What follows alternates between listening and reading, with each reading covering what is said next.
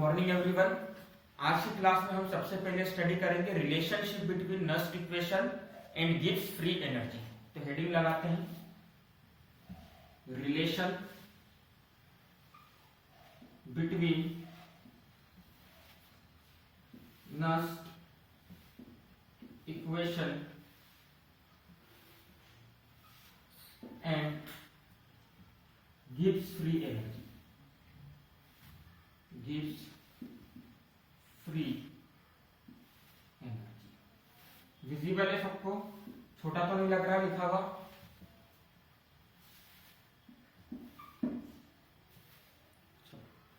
Gives free energy को हम represent करते हैं डेल्टा जी से, है ना। इसके बारे में हमने पढ़ा था delta G. Gives free energy को हम किससे रिप्रेजेंट करते हैं? डेल्टा जी से। और डेल्टा जी क्या होता है?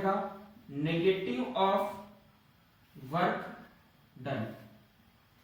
और नेगेटिव ऑफ वर्क डन कौन सा वर्क डन? जो कि सिस्टम ने करा। फॉर एग्जांपल मैंने आपको बताया था कि अगर हम किसी रबर को खींचते हैं तो ये वर्क हम कर रहे हैं, और जैसे अपन ने खींचे हुए हाथ को ड्रॉप करा, छोड़ा, तो रबर क्या करेगा? अपने आप अपनी ओरिजिनल पोजीशन पर आएगा।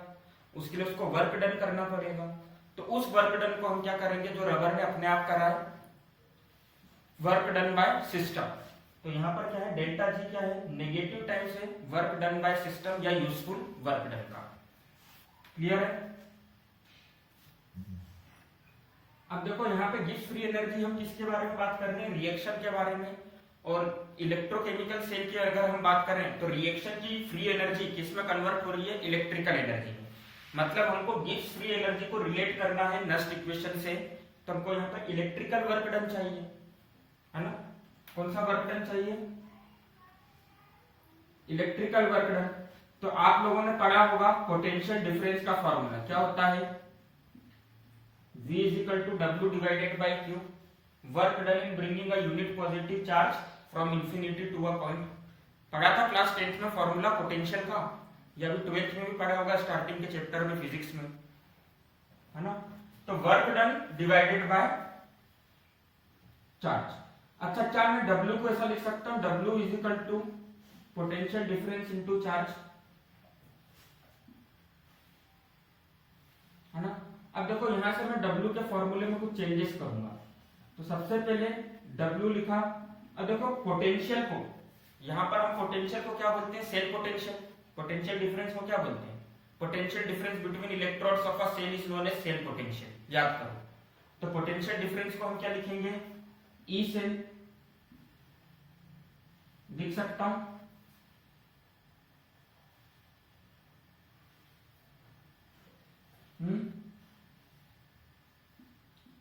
और Q क्या हैगा? Q बेसिकली क्या होता है? Ne, है ना, number of electrons, n number of electrons. तो बताओ, एक इलेक्ट्रॉन के ऊपर चार्ज है 96, एक मोल ऑफ इलेक्ट्रॉन के ऊपर चार्ज है 96500 कूलम। एक मोल ऑफ इलेक्ट्रॉन के ऊपर कितना चार्ज है? 96500 कूलम। तो n number of moles of electron के ऊपर कितना चार्ज होगा?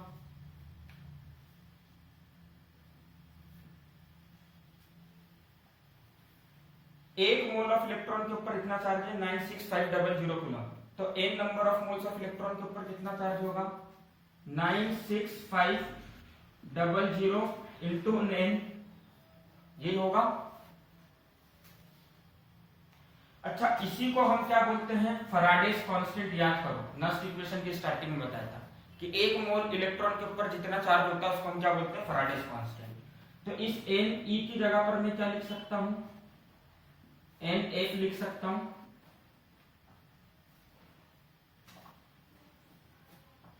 लिख सकता हूं, नहीं लिख सकता हूं? तो Q का फॉर्मूला क्या बन गया? Q हो गया हमारा NF। अब देखो वर्क डन का एक्चुअल फॉर्मूला क्या हो जाएगा? वर्क डन एक्चुअल में क्या हो जाएगा? Work done equals to NF E cell. Clear है सबको? वर्क डन किसके इक्वल हो गया? NF E सेल के इक्वल हो गया। कोई डाउट है इसके अंदर?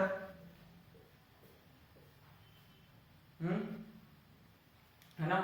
तो देखो गिव्स फ्री एनर्जी का फॉर्मूला यहां से क्या निकल कर आएगा? Delta gives free energy of reaction कितनी हो जाएगी?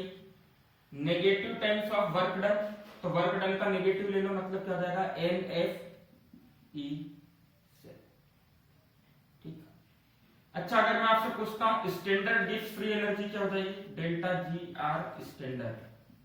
क्या फॉर्मूला होगा स्टैंडर्ड गिब्स फ्री एनर्जी के लिए,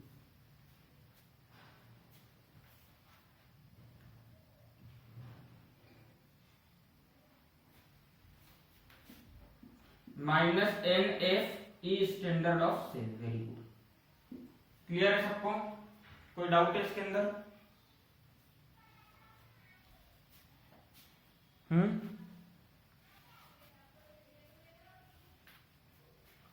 रफ कर दें।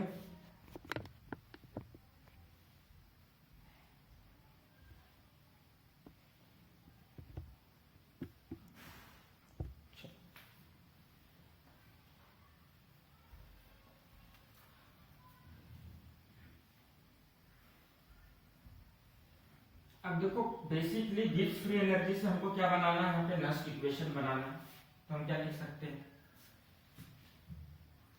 Delta G is equals to delta G standard plus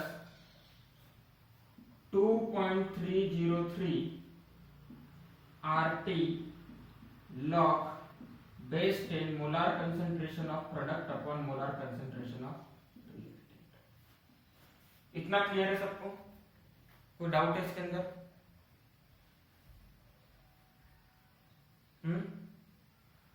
अब देखो गिब्स फ्री एनर्जी क्या होती है, minus NFE cell equals to minus NFE standard of cell plus 2.303 RT log base 10 molar concentration of product upon molar concentration of reactant।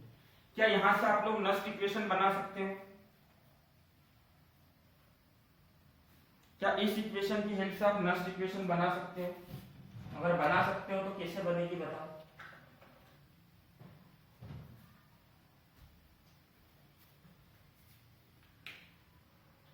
देखो ये minus का NF क्या है, एक्स्ट्रा है, तो हमने क्या करा, लेफ्ट हैंड साइड और राइट हैंड साइड दोनों तरफ माइनस NF से डिवाइड कर देते हैं ना, बात वही है। तो ये NF से ये NF कैंसल, माइनस NF से माइनस NF कैंसल। अच्छा यहां पर क्या मिलेगा हमको,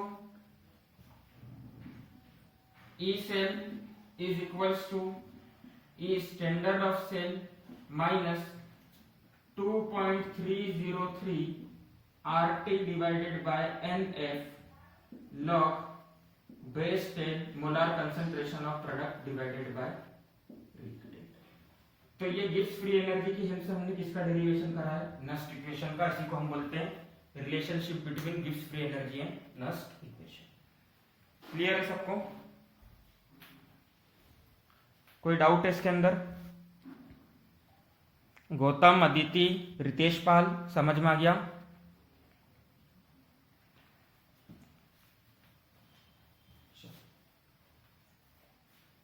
अब देखो एनसीईआरटी में इसका डायरेक्टली क्वेश्चन दे रखा है, तो वो आप लोग होमवर्क में ट्राई करना। नहीं बनता है तो अपन उसको कल की क्लास में देखेंगे। न्यूमेरिकल डायरेक्टली दिया हुआ है, आज अपन इसके आगे का करते हैं।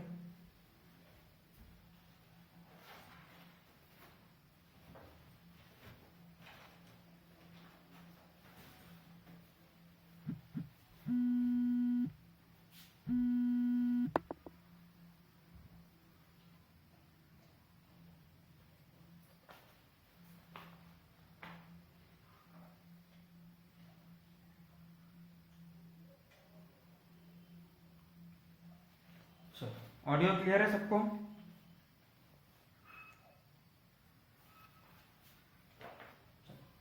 तो न्यूमेरिकल हम बाद में करेंगे, पहले हम आगे का टॉपिक, थ्योरी वाला टॉपिक कवर कर लेते हैं। तो हमारा अगला टॉपिक क्या है, conductance of electrolytic solution. Electrolytic solution के अंदर हम कंडक्टेंस की बात करेंगे। एनसीईआरटी का अगला टॉपिक क्या दे रखा है, हेडिंग दिख रही है सबको? एनसीईआरटी के अगले टॉपिक की क्या है, देखो बुक देखोगे तो बुक में हेडिंग दे रखी है कंडक्टेंस ऑफ इलेक्ट्रोलाइटिक सॉल्यूशन। तो हेडिंग लगा लेते हैं, कंडक्टेंस ऑफ इलेक्ट्रोलाइटिक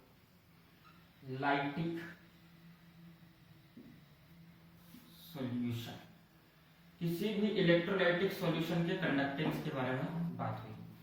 तो देखो कंडक्टिविटी क्या होता है, कंडक्टेंस क्या होता है, रेजिस्टेंस क्या होता है, ये सब चीजें हम पढ़ेंगे। पहले अगर हम बात करें तो कंडक्टेंस दो टाइप का होता है, एक मेटालिक कंडक्टेंस होता है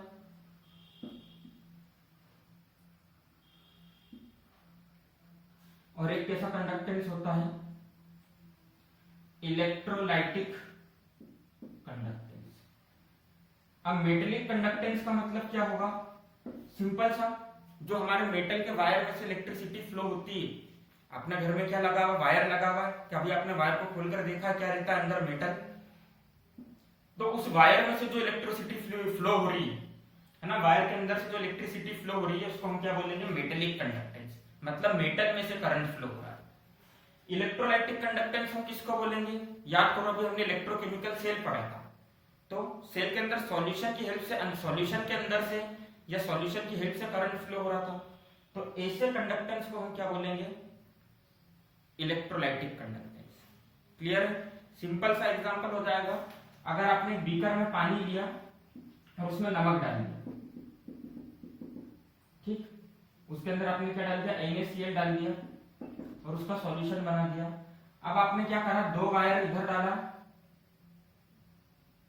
बीकर के अंदर आपने अरेंजमेंट कर दिया कि दो वायर आपने इधर से कुछ ऐसे डाले और दूसरे दो वायर आपने इधर से डाल के क्या करा, निकाला, और इधर के दो वायर्स को आपने किसके साथ में ज्वाइन कर दिया,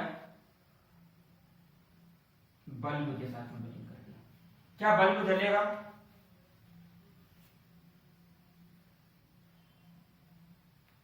सोच के बताओ, जलेगा।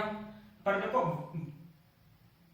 है ना, बल्ब जलेगा क्यों, क्योंकि देखो वायर कहीं भी एक दूसरे के टच में नहीं है, मतलब वायर एक दूसरे के कांटेक्ट में नहीं, उसके बाद भी बल्ब जलेगा। क्यों, क्योंकि हमने इसके अंदर पानी में क्या डाला है, NaCl। अब NaCl क्या होता है, इलेक्ट्रोलाइट होता है, तो ये ब्रेक होगा किसके अंदर, Na प्लस और Cl माइनस में। जैसे हमने क्या करा, यहाँ पर करंट लगाया, तो प्लस वाला Na किसकी तरफ भागेगा, उस वायर की तरफ भागेगा जिसके ऊपर नेगेटिव चार्ज होगा, माइनस वाला Cl किसके पास भागेगा, उस वाले वायर की तरफ भागेगा जिसके ऊपर कौन सा चार्ज होगा, पॉजिटिव चार्ज। और जब भी आयंस मोशन करते हैं, है ना, केटायन और एनायन जब भी मोशन करते हैं तो क्या फ्लो होता है, करंट फ्लो होता है, और ऐसे फ्लो ऑफ करंट को हम क्या बोलते हैं, इलेक्ट्रोलाइटिक कंडक्टेंस। समझ में आया इलेक्ट्रोलाइटिक कंडक्टेंस का मतलब, है ना। अभी मतलब समझ लो, बाद में डेफिनेशन भी लिखेंगे। मीनिंग समझ में आ गया सबको इलेक्ट्रोलाइटिक कंडक्टेंस का।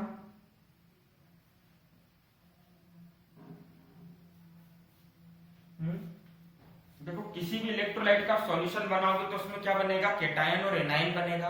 जब आप इलेक्ट्रिक करंट पास कराओगे तो केटायन मतलब क्या, पॉजिटिव चार्ज स्पीशीज, नेगेटिव की तरफ भागेगा तो भी करंट फ्लो होगा। एनायन मतलब क्या, negative charge species, positive terminal की तरफ भागेगा तब भी क्या फ्लो होगा, करंट फ्लो होगा।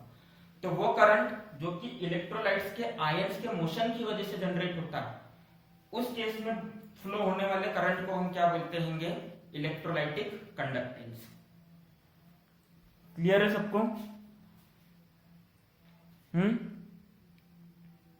चलो अब देखो, सबसे पहले हम डेफिनेशंस पढ़ते हैं रेजिस्टेंस की। आप लोगों ने क्लास 10th में भी पढ़ा होगा, रेजिस्टेंस ऑफ अ कंडक्टर क्या होता है, किसी भी कंडक्टर की वो प्रॉपर्टी जिससे कि वो क्या करता है, करंट के फ्लो होने का अपोज करता है।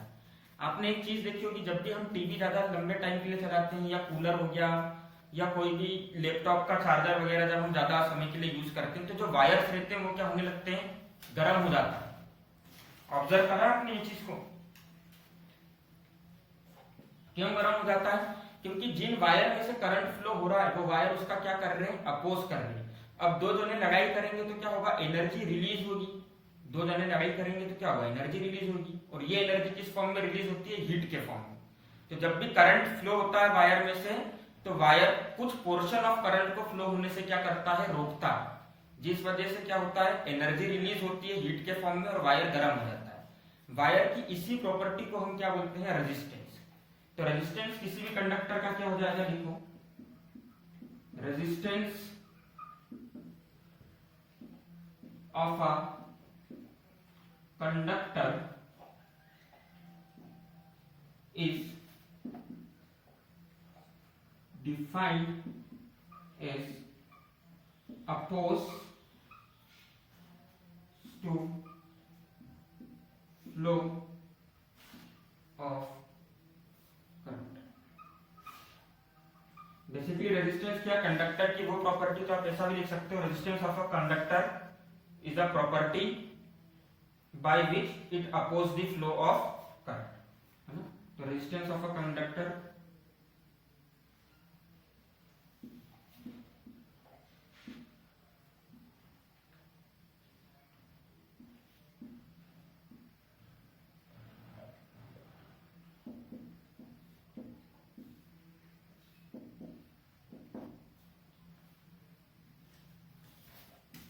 दोनों तरीके से लिखा हुआ सही है। बोलने के लिए यूं भी बोला जा सकता है, the property of a conductor by virtue of which it opposes the flow of electric current. किसी भी कंडक्टर की वो प्रॉपर्टी जिससे कि वो क्या करता है, अपने अंदर फ्लो होने वाले करंट का अपोज करता है, उसको हम क्या बोलते हैं, रेजिस्टेंस। अब रेजिस्टेंस क्या होता है, ये तो हमने डेफिनेशन के थ्रू देख लिया। रेजिस्टेंस के अंदर हम कुछ और चीजें पढ़ेंगे। तो किसी भी कंडक्टर का जो रेजिस्टेंस रहता है वो किन किन चीजों के ऊपर डिपेंड करता है। तो आपने देखा होगा resistance of a conductor is directly proportional to length of conductor. मतलब अगर मेरे पास एक वायर है, अगर छोटा वायर होगा तो उसका रेजिस्टेंस भी कम होगा, और बड़ा वायर होगा तो उसका रेजिस्टेंस क्या होगा,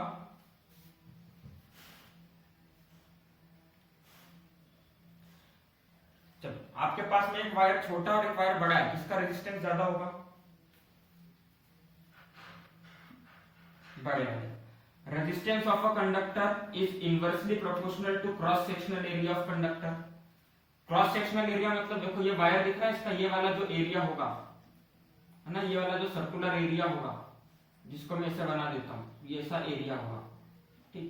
इसके कैसे प्रोपोर्शनली होगा, इनवर्सली। मतलब अगर वायर मोटा है तो उसका रेजिस्टेंस कम है या ज्यादा,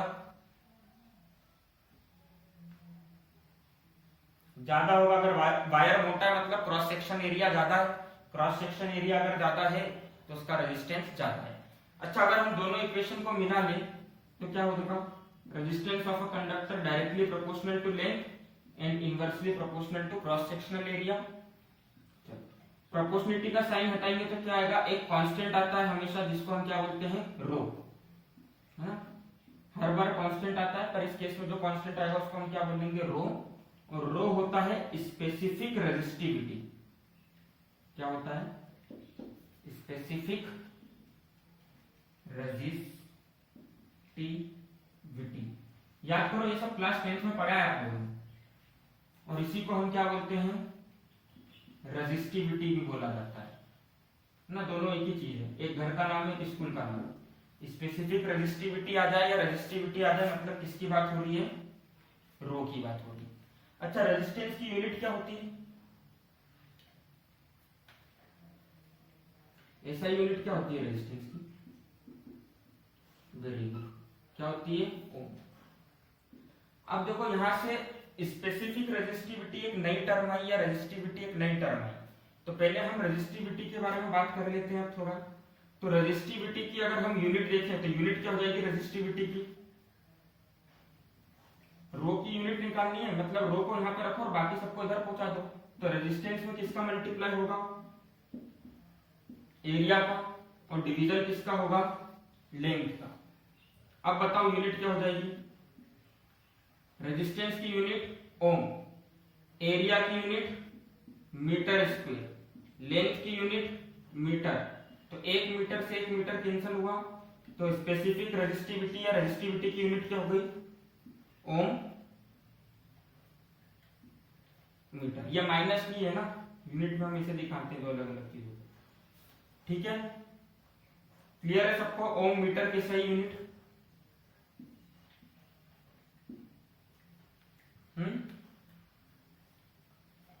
बता दो जल्दी, समझ में आ गया कैसे आया यूनिट ओम मीटर।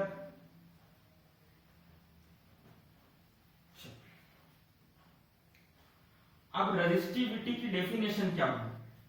तो देखो रेजिस्टिविटी क्या होता है, किसी भी कंडक्टर का रेजिस्टेंस जब उसका वॉल्यूम क्या हो 1 centimetre cube. Resistance of a conductor लिखो, रेजिस्टिविटी की डेफिनेशन लिख लो। ये वाला पोर्शन रफ कर दूं मैं, लिख लिया होगा मेरे ख्याल से, लिख लिया है सबने?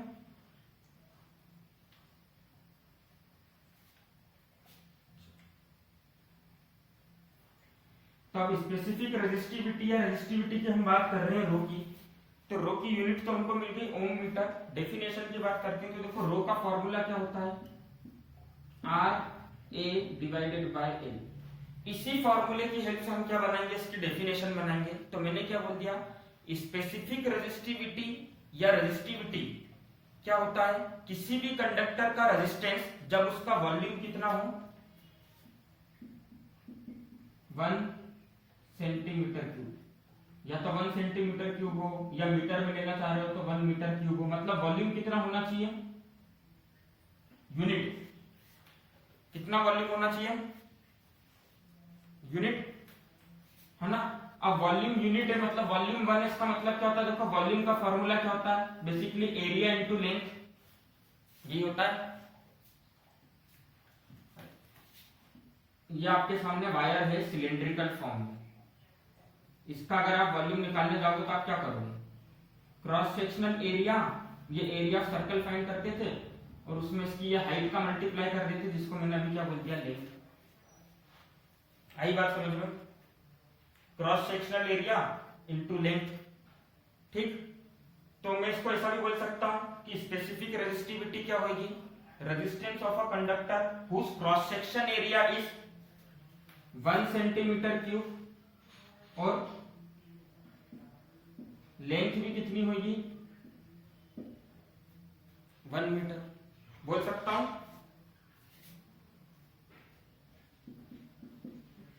है ना, तो उसकी डेफिनेशन क्या हो जाएगी, resistance of a conductor whose cross section area is 1 centimetre square and length 1 centimetre. आप डायरेक्टली इतना लिखने की जगह डायरेक्टली लिख सकते हो whose volume is 1 centimetre cube, है ना, ऐसा भी लिख सकते हो। लिख लो, यूनिट आपके सामने है, इसकी डेफिनेशन लिख लो, फिर हम आगे चलेंगे।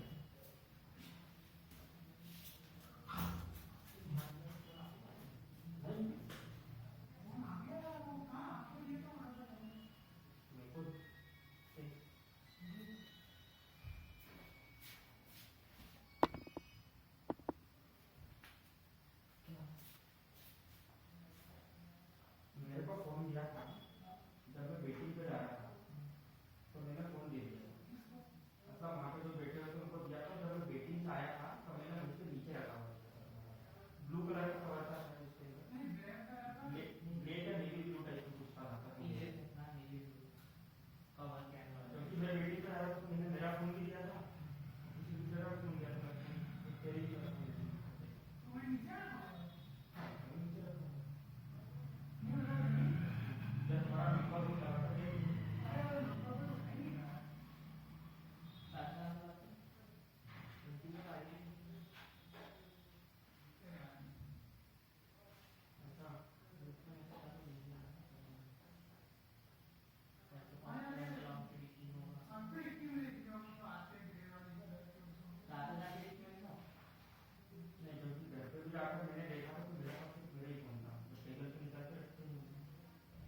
तुम्हारा फोन दिया था मेरे को किसी ने, जब मैं हमारी इनकम्प्लीट थी तो दो फोन दिए, तो मैंने मेरा फोन तो जेब में रख दिया था, तुम्हारा फोन किसी को रखने के लिए दिया था, तो मैं पकड़ के परेशान था। अब जिसको दिया था उसने शायद नीचे रखा, क्योंकि जब मैं वेटिंग करके आया तो नीचे रखा हुआ दिखा था। और अगर बेल लगी हो तो किसी ने उठाया नहीं, वो आसपास ही,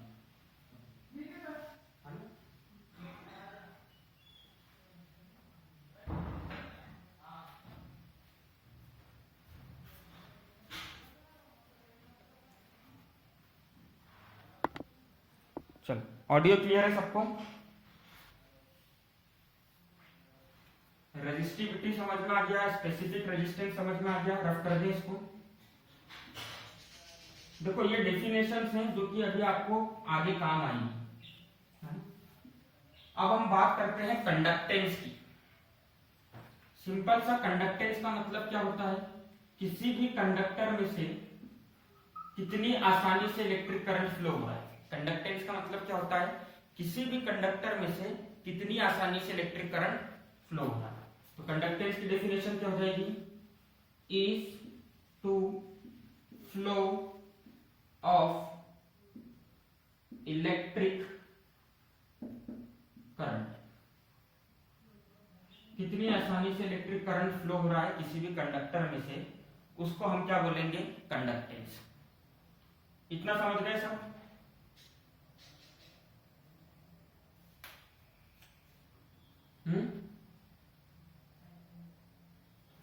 ऑडियो क्लियर है? तो कंडक्टेंस की सिंपल सी डेफिनेशन क्या हुई? किसी भी कंडक्टर में से कितनी आसानी से करंट फ्लो हो रहा है। बेसिकली कंडक्टेंस को हम दिखाते हैं G से, और इसका फॉर्मूला क्या होता है? Reciprocal of resistance. मतलब रेजिस्टेंस का क्या होता है? उल्टा। तो एनसीईआरटी में डायरेक्टली इसकी डेफिनेशन दे रखी है, reciprocal of resistance is known as conductance. पर आपको ये डेफिनेशन यूज नहीं करना है। एक्चुअल कंसेप्चुअल डेफिनेशन क्या है? Ease to flow of electric current is known as conductance. इतना क्लियर? कंडक्टेंस का फॉर्मूला क्या हो जाएगा? G is equals to 1 by R। R को मैं क्या लिख सकता हूं? अभी अपन ने देखा था R को क्या लिख सकते हैं? Rho into A bye L लिख सकते हैं। तो कितना हो जाएगा? रो A डिवाइडेड बाय L लिखेंगे तो कहां पर चला जाएगा? L न्यूमरेटर में। इतना क्लियर है सबको? जल्दी हो, चलो। इसकी यूनिट क्या हो जाएगी?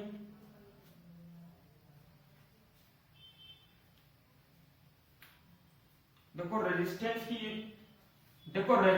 की यूनिट होती है ओम, और कंडक्टेंस बेसिकली क्या है? 1 बाय आर। मतलब इसकी यूनिट क्या हो जानी चाहिए? ओम इनवर्स हो जाएगी। एक यूनिट क्या होती है इसकी? Ohm inverse. एक यूनिट क्या होती है? ओम को उल्टा लिख दो, MHO। अरे रेजिस्टेंस की यूनिट ओम होती है, तो ये 1 डिवाइडेड बाय ओम लिखा हुआ, तो इसको मैं ऐसा लिख सकता हूं ओम की पावर में -1 या MHO। इतना क्लियर है सबको?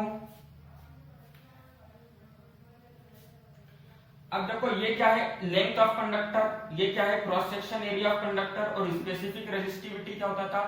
कांस्टेंट होता था।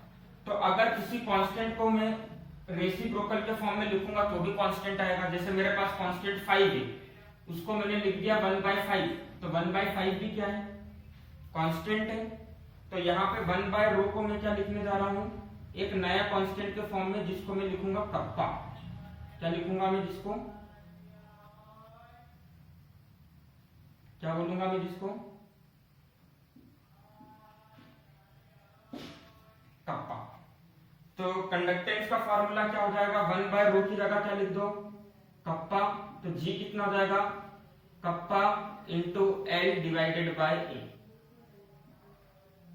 ठीक है? इतना समझ गए सब? लिख लो। कप्पा समझ में आ गया? कप्पा किसको लिखा है?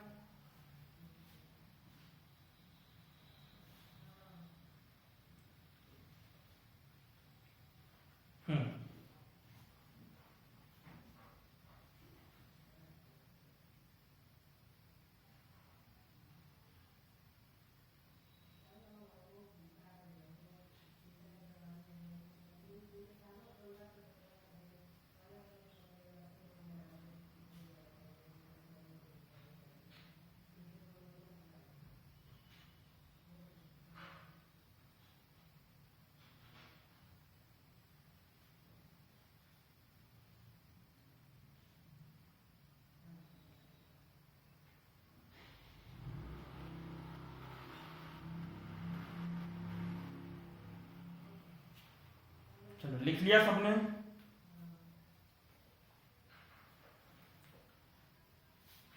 चलो अब जैसे वहां पर हमने रो को क्या बोला था, रेजिस्टिविटी या स्पेसिफिक रेजिस्टिविटी, यहां पे कप्पा को हम क्या बोलेंगे, कंडक्टिविटी। कौन सी विटी, कप्पा को क्या बोलेंगे हम, कंडक्टिविटी। तो लिख लो kappa is equal to conductivity, kappa को क्या बोल दिया हमने, कंडक्टिविटी। अब देखो यहां पर हमारा फॉर्मूला क्या बना, conductance equals to kappa into A divided by L, कि एल डिवाइडेड बाय ए बना था, 1/r था ना ये। देखो g की वैल्यू क्या थी, g था हमारा 1 डिवाइडेड बाय r, तो r की जगह पर हमने क्या लिखा था, 1 divided by rho into length के डायरेक्टली प्रोपोर्शनल और एरिया के इनवर्सली प्रोपोर्शनल, मतलब एरिया ऊपर आएगा, और 1 बाय रो को हम क्या लिखेंगे, कप्पा, तो ये क्या जाएगा formula, kappa into a by L. ठीक है, क्लियर है। अरे एल ऊपर नहीं आएगा, अगर एल ऊपर लिख रखा है तो उसको करेक्ट कर दो। क्यों, क्योंकि रेजिस्टेंस का फॉर्मूला क्या होता है, rho into A by L होता है रेजिस्टेंस। अब कंडक्टेंस का फॉर्मूला क्या था, 1/r, तो r की जगह पे मैंने क्या लिखा, rho into A divided bye, किसको गलत लिख रखा है,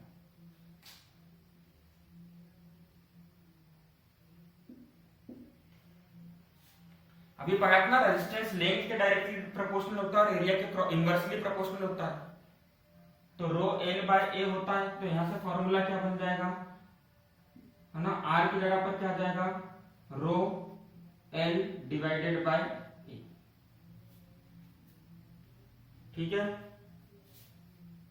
कोई डाउट है इसके अंदर किसी को, है ना। अब देखो कप्पा के लिए क्या करेंगे हम, कप्पा क्या हमारा कंडक्टिविटी है, तो कंडक्टिविटी की डेफिनेशन अगर हमको बनानी तो यहाँ पर हम यूज करेंगे कंडक्टेंस का, तो इसको मैं लिख सकता हूँ G into L divided by A. लिख सकता हूँ कि नहीं लिख सकता हूँ, जल्दी बताओ। इस एक को इधर पहुंचा दिया, एक को डिवाइड में पहुंचा दिया, तो कंडक्टिविटी की डेफिनेशन क्या हो जाएगी, conductance of a conductor of volume 1 centimetre cube. अब वॉल्यूम 1 सेंटीमीटर क्यूब है, मतलब क्रॉस सेक्शनल एरिया कितना है, 1 सेंटीमीटर स्क्वायर, और लेंथ कितनी है, 1 सेंटीमीटर। क्लियर है।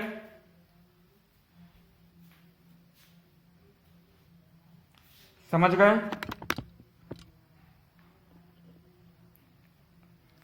अच्छा, इसकी यूनिट क्या हो जाएगी कंडक्टेंस की,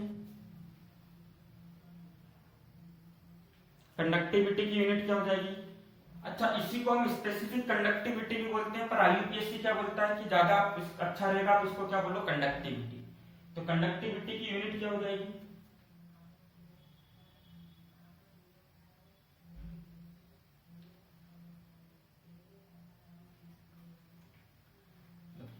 अगर मैं यहां से जी की यूनिट देखूं तो जी की यूनिट क्या होती है, कंडक्टेंस की अभी पढ़ा था अपन ने, ओम इनवर्स, है ना,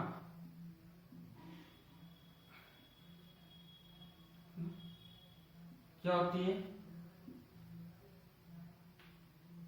1/r, मतलब क्या हो जाएगा, ओम इनवर्स। कंडक्टेंस क्या होता है 1/r, मतलब ohm inverse divided by metre, तो ओम इनवर्स मीटर इनवर्स। पर ऐसा यूनिट क्या दी गई इसको कि ओम इनवर्स और मीटर इनवर्स याद रखने से अच्छा है, हमने इसकी ऐसा यूनिट, इसी को क्या बोल दिया, ओम इनवर्स को हमने क्या बोल दिया, सीमेंस। क्या बोल दिया हमने ओम इनवर्स को,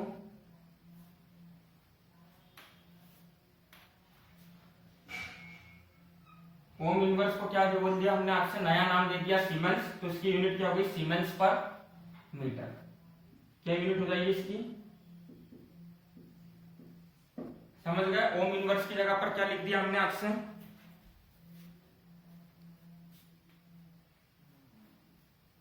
है ना, तो इसकी यूनिट क्या हो जाएगी, सीमेंस पर मीटर। तो ये आपका कंडक्टिविटी वाला पोर्शन कंप्लीट हो गया, लिख लो उसको।